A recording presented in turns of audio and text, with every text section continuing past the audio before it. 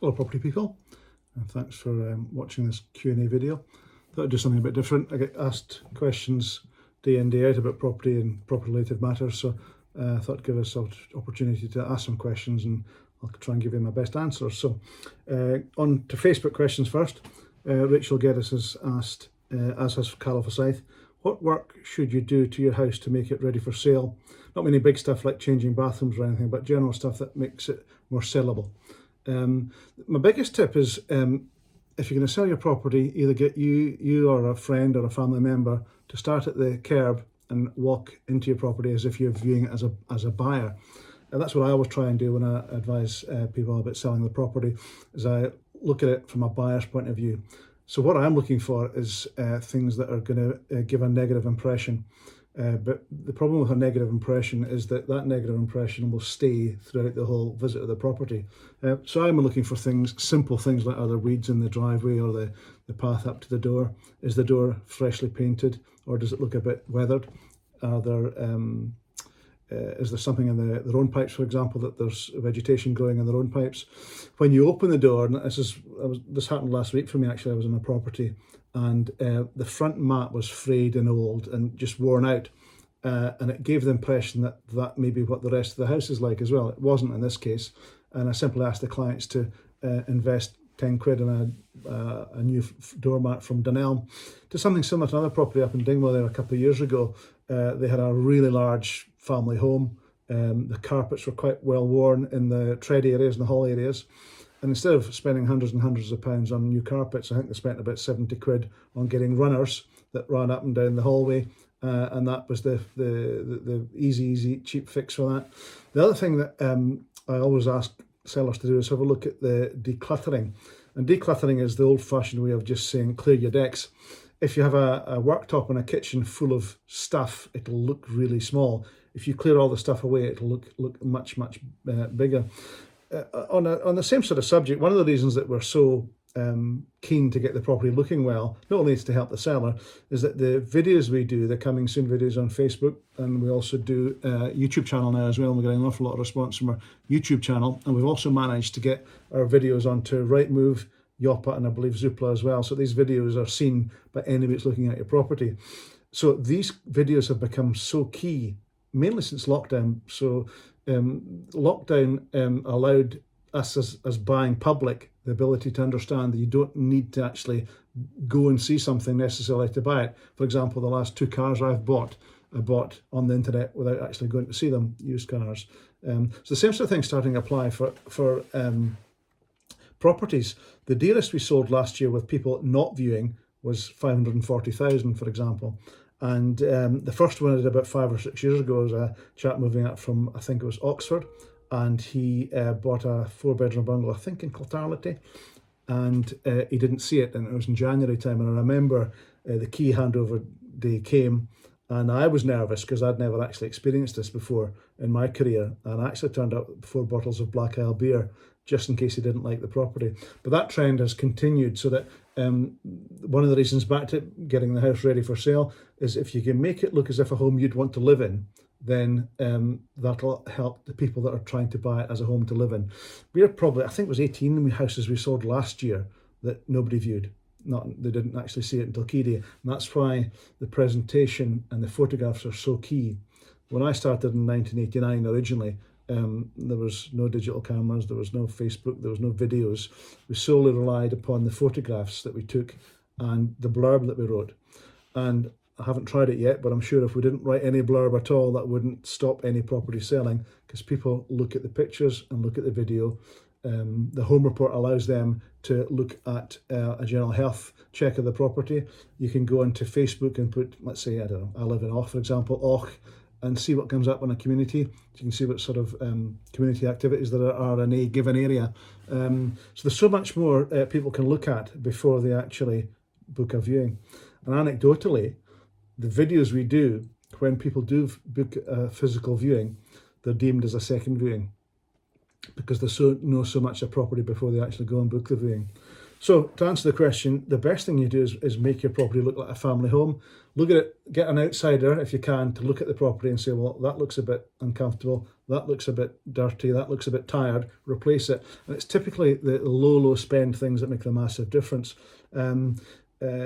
Spending money on a new kitchen would only work if there's no kitchen in the property. I had an instance not that long ago, a self-build, one-off build, and they were adamant they were going to sell it without a kitchen, and I was adamant I wasn't going to put it on the market unless they got a kitchen.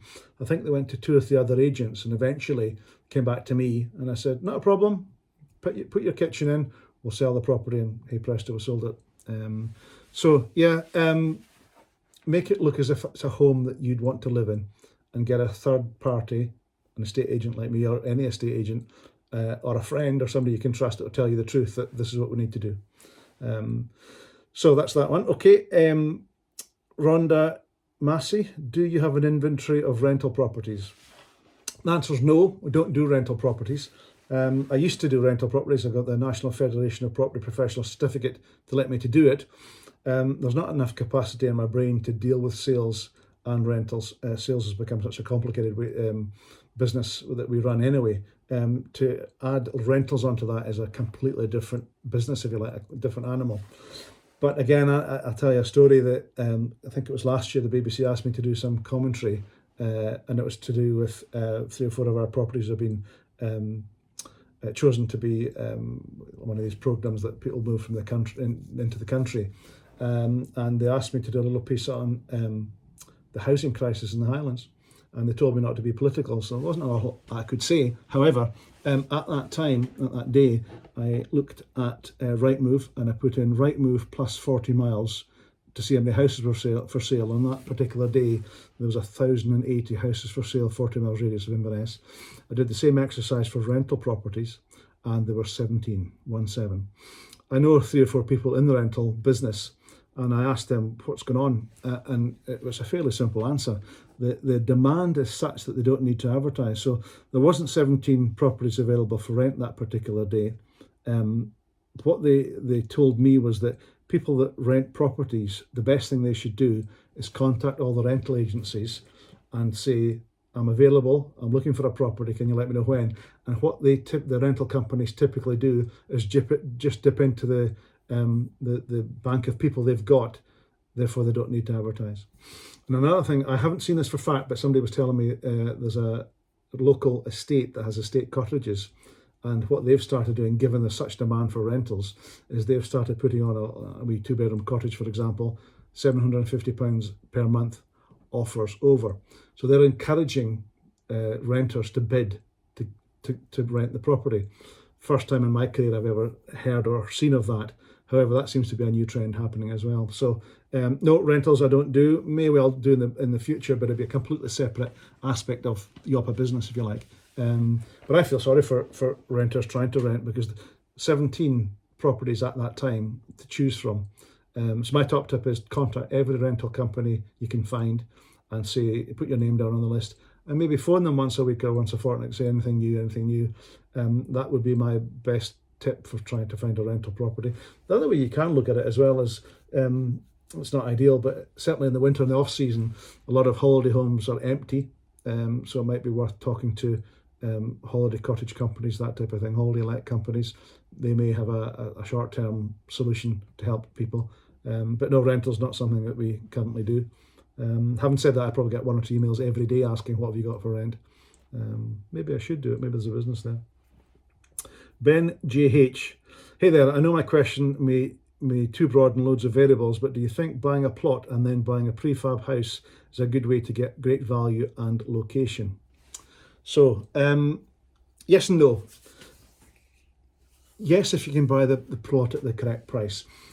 20, 30 years ago, you'd buy a plot, you'd build a house, and you'd have a margin at the top being the equity or the profit if you sell it. That was roughly 33%, 33%, and 33%, a third.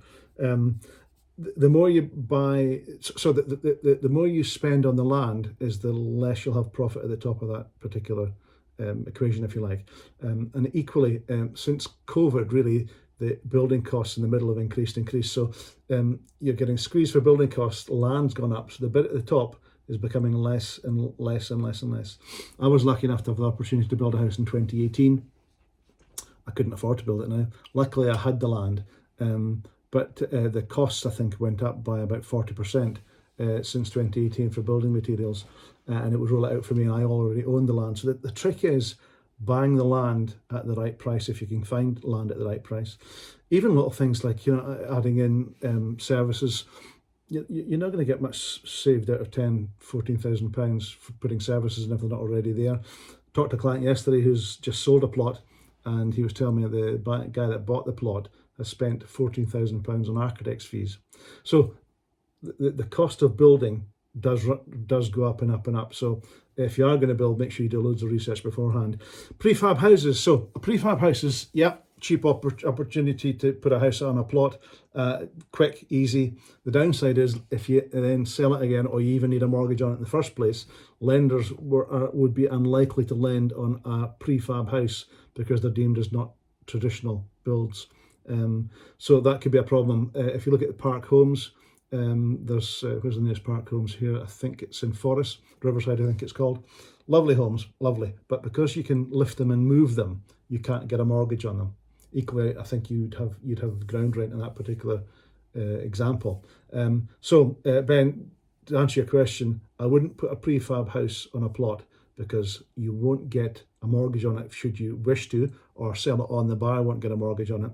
And also, I would probably mark it down 20-25% in value compared to a traditional property. So you're not going to get the value that way either. So Ben, that makes a bit of sense. So we're on to YouTube questions now. Somebody's asked, how do you value a property? It's fairly easy, really. There's no magic or tricks in it. Prior to 2008, we didn't have the home report. And to value a property then, you were kind of going like that a little bit, because you then put it on the market. The offer would come in subject to home report or subject to survey, as it was back then.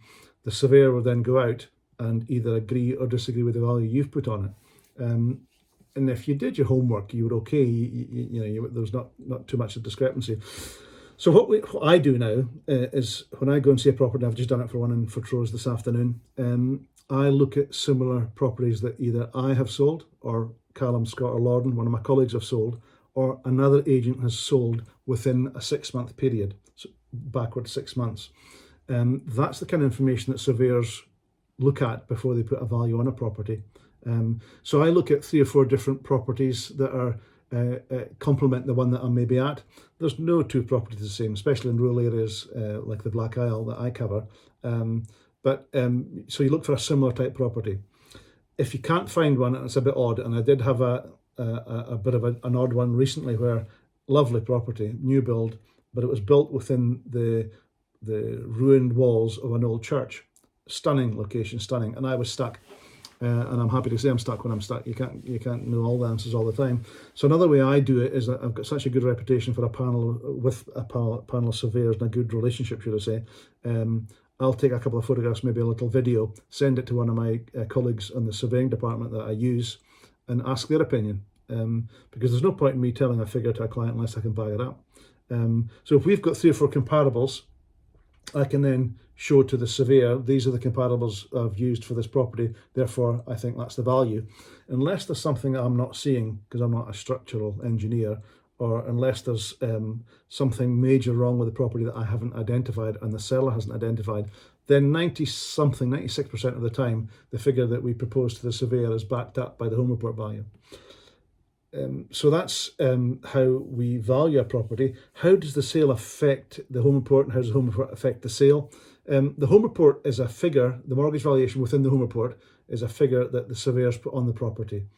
What changes is demand. So I'll use 2010 as an example. So 2007-8 was the financial crash. In 2010, at the bottom of the market, we were getting 15% below home report value. You could argue, was the home report value correct? But that was the demand level was 15% below. In July 2022, we were getting 11% over. Currently, we're just under 3% over. So demand is what affects the sale price. The home report price tends to be the value that we base offers on, or buyers base offers on.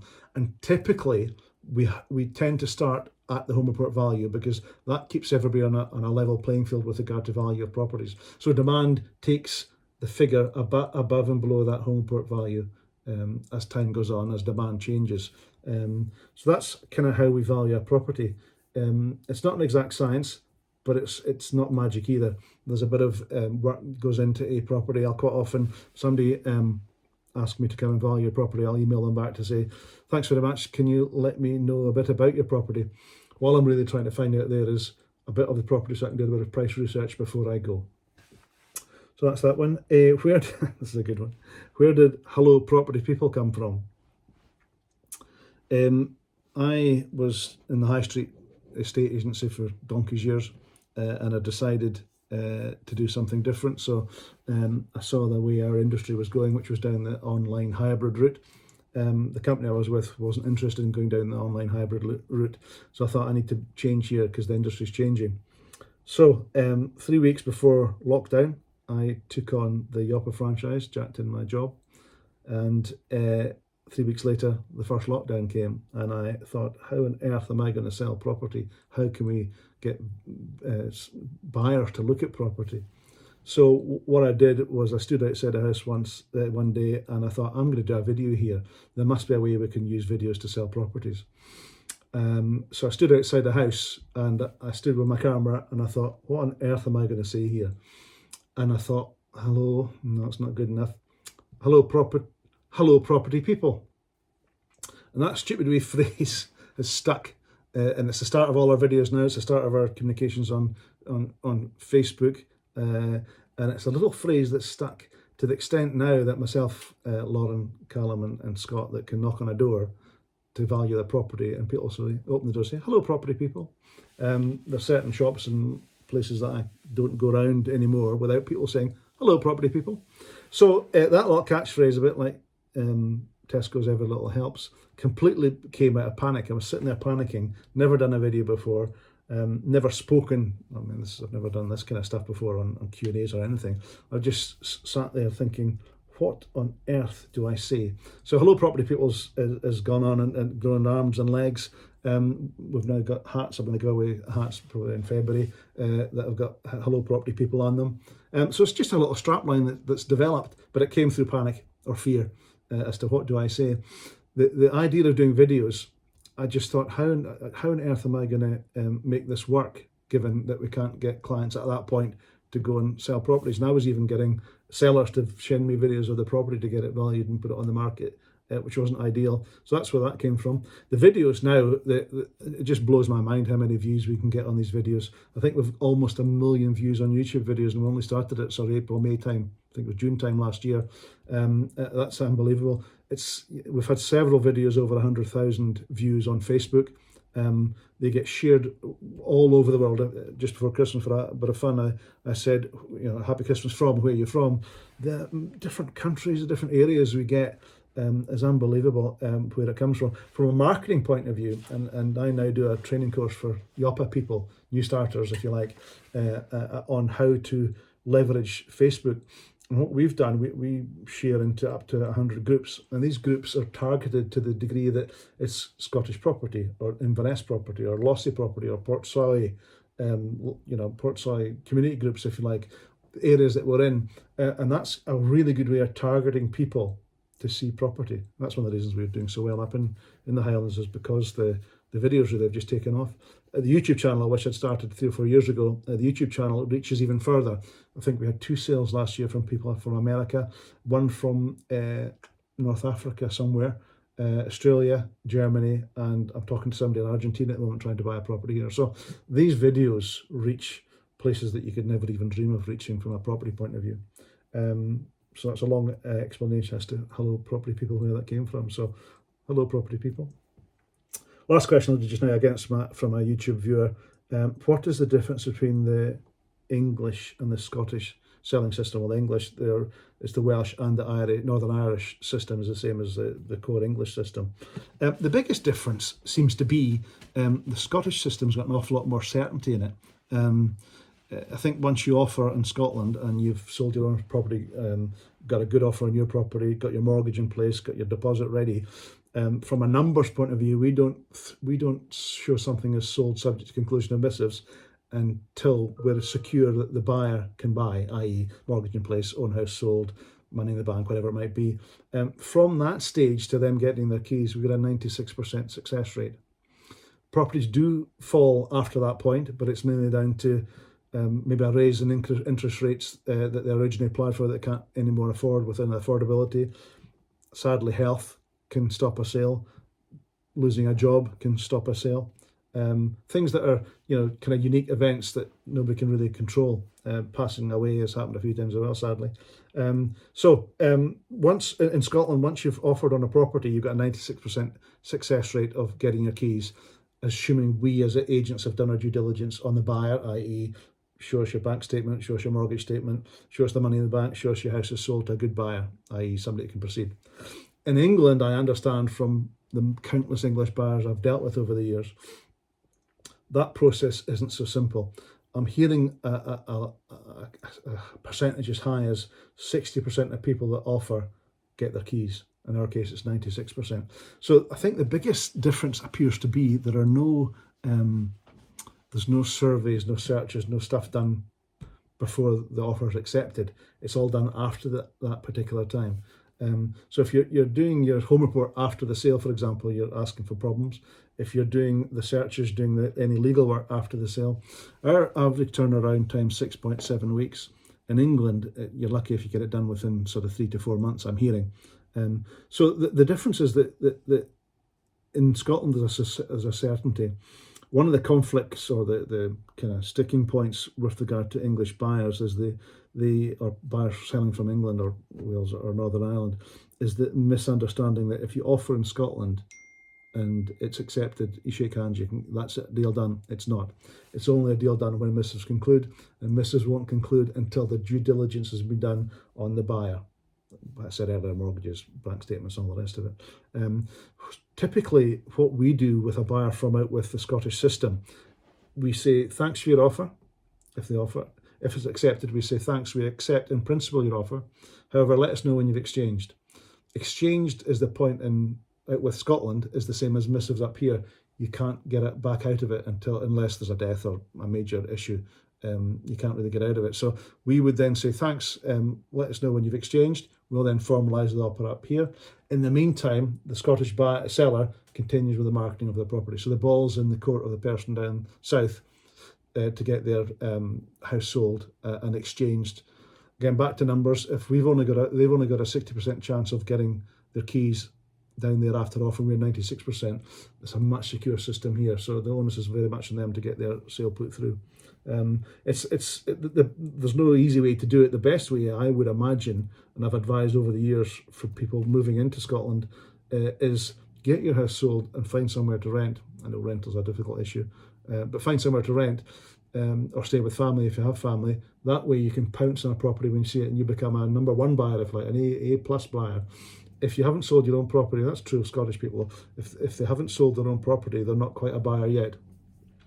In July 2022, which was the peak of the market, there was such demand. There was folk queuing up in camper vans to come and buy property up in the Highlands.